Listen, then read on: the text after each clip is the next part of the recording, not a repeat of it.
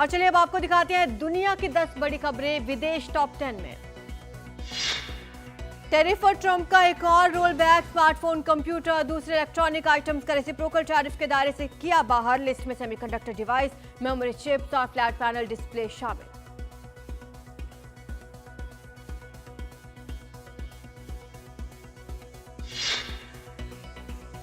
Kyiv में भारत दवा company के गोदाम पर मिसाइल हमला, यूक्रेन का आरोप। भारत का खास दोस्त होने का दावा करने वाले रूस ने जानबूझकर किया हमला।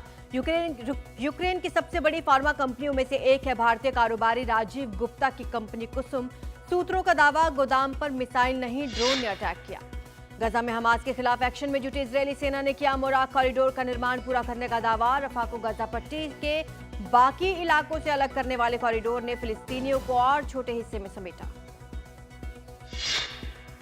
हमास के खिलाफ इजरायल के एक्शन पर बांग्लादेश में रिएक्शन। ढाका यूनिवर्सिटी के पास जमा हुए करीब 1 लाख लोगों ने इजरायल, अमेरिका और भारत के खिलाफ की नारेबाजी। फिलिस्तीन समर्थक मुस्लिम बाहुल्य देश बांग्लादेश का इजरायल से नहीं है डिप्लोमेटिक रिश्ता। यूक्रेन की राजधानी कीव पर रूस के ड्रोन अटैक ने एक बार फिर मचाई भारी तबाही, कई इमारतें क्षतिग्रस्त। आग बुझाने में जुटी फायर ब्रिगेड। यूक्रेन का दावा, रूसी हमले में 3 लोगों की मौत। सर्बिया में राष्ट्रपति के समर्थकों और विरोधियों के बीच फिर टकराव के आसार। बेलग्रेड रैली में राष्ट्रपति समर्थकों को लाने वाली बसों का रास्ता खाली करवाने के लिए पुलिस ने बाजार में दिखाई ताकत। विरोध बोले, हमारे प्रदर्शन में रेल और बस सेवाएं भी बंद कर दी थी। चीन पर कुदरत का ट्रिपल अटैक। इनर मंगोलिया, पूर्वोत्तर क्षेत्र में भारी बर्फबारी। जिलिन और दूसरे शहरों में बड़े बर्फीले तूफान का खतरा, तो मध्य और पूर्वी हिस्से में रेतीले तूफान का डर।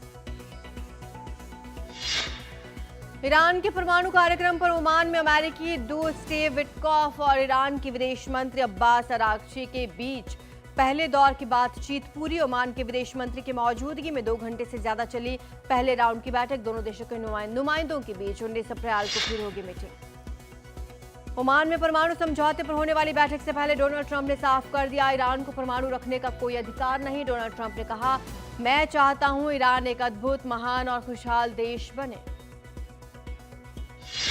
सूडान के उत्तरी दारफुर राज्य की राजधानी अल-फशर में अर्धसैनिक बल रैपिड फोर्स का विस्थापित लोगों के शिविरों पर हमले में 20 बच्चों और 9 सहायता कर्मियों सहित 100 से ज्यादा लोग मारे गए।